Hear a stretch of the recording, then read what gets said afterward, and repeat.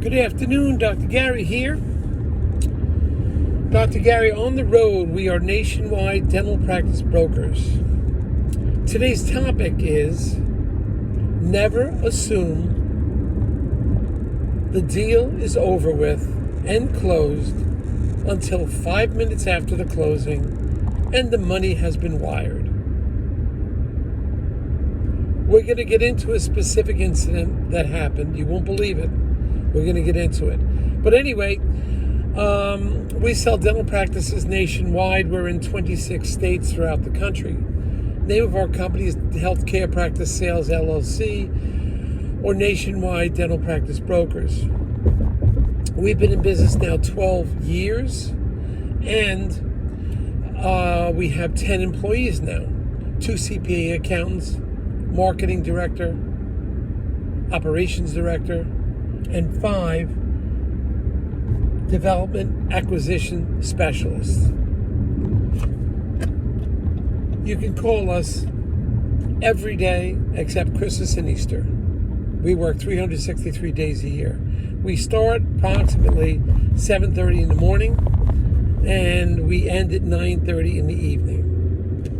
7 days a week, every single day. So just call us if you need us, East Coast time. The information you're about to hear is for entertainment purposes. It is not legal or business advice. If you're thinking about selling your office to a DSO, please call us. It will not cost you anything as far as commission, because the DSOs that we bring to you will pay our commission. Sometimes, under certain criteria, we may be able to get all your legal fees reimbursed upon a successful closing. So give us a call, we can explain that to you. So let's talk about today's subject. This has actually happened. I've been doing this 12 years and it's always different. Every closing is different, every single time. It's never the same, and I'm doing it for 12 years. It's just twists and turns and changes and moving parts, and there's many moving parts in a dental practice sale. With real estate, you got 12 moving parts, 10 or 12 moving parts. So it never ends. So let's get into what happened under this circumstance. Happened a few years ago. We're at the closing table. Okay? The contracts had already been signed because they get sent into the state. So the contracts were technically signed, but we had the final signatures to be done that day. So we're all at the closing table. The money for the transaction has been wired from the bank to the attorneys already. So the money is in the attorney's escrow account, ready to be dispersed. We're doing a physical closing at this time. That is, we're eye to eye at a table. We don't do that as much anymore. Mostly it's electronic closing, and we simply don't have a meeting. So this was at a time that we did have a physical meeting. So all the contracts are on the table. Money has been wired into the attorney's accounts from the banks. It is just sitting there. The seller's there, I'm there. The buyer is there, and the seller is there, plus the 2 attorneys. I don't know. I don't think a bank representative was there at the time, because they simply just wired the money and had all the paperwork and did everything by electronic transmission. But physically, we're at the table at an attorney's office. So what happens next, you won't believe, but it did happen. And when you hear these doctors, and I hear it often, say, I know what I'm doing. I've done multiple closings, 5, 6 closings. I know what I'm doing. This is not a new rodeo show for me. I've been there, done that before. I'm not a first timer. Yeah, I hear them all. So here we are.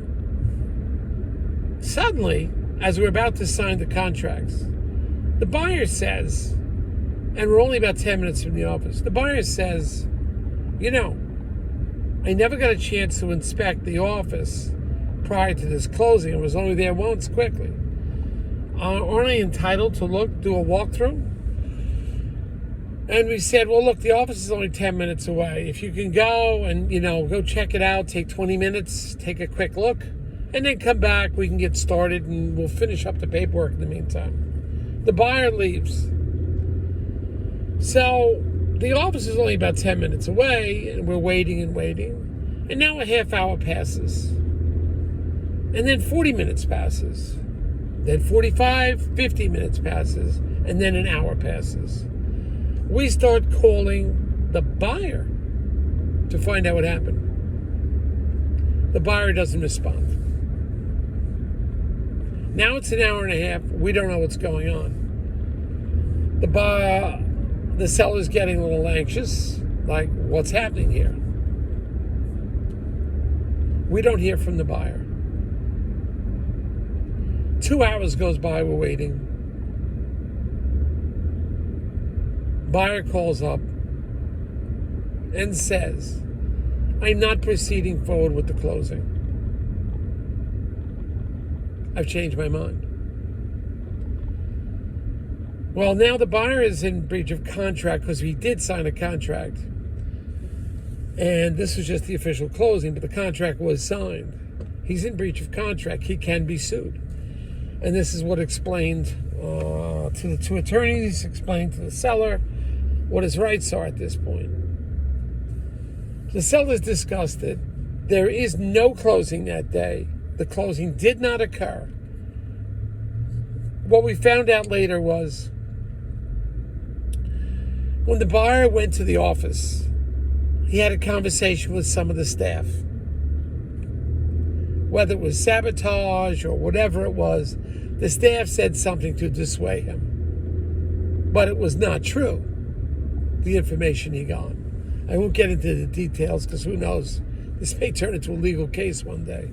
But the staff kind of sabotaged him, or he misinterpreted what the staff said, or the staff never said anything negative. But he was blaming it on the staff. And he essentially changed his mind, got cold feet at the last minute, and left. We don't think he was actually doing a walkthrough, although we know he went back to the office. We think he simply got cold feet and used the staff as an excuse. We believe that's what happened. But either way, the closing never occurred. The buyer was liable and could have gone to a court case and so forth, but you never know with court cases. Can't predict who the winner is, no matter how good the case is or how great it looks. You can't predict when you walk in those doors. So one thing led to another. This deal didn't close. And these are the things that happen to us as brokers. We're exposed to them. I got nothing. The seller was angry. The buyer's attorney was pissed, about his behavior. So it just did not work out. It was a bad day, a really bad day. So these are things that happened, So you never know with these deals. It's not over until the closing is finished and the money has been wired out and received in the bank. There was another incident I'll tell you about. Everything went well with the closing. Everything was smooth. Everything was signed. Everyone shook hands. There was a problem. The bank did not wire the money out. At this point, the bank was paying everybody directly. It was not sent to the attorneys. Well, you can't do that. You cannot do that. So the bank came up with some excuse why they were not wiring the money. It wasn't as though we'll wire it tomorrow. They simply said, we're not doing it. The attorneys got them on the phone. And over 2 days, pretty much let them know, you will never do another deal to the bank in New Jersey again. Ultimately, after 3 days, the bank wired the money out. 3 days went by. That never happened to me before. And those of you who say, this is not my first rodeo, believe me, the strangest things can happen. That's it. Thank you.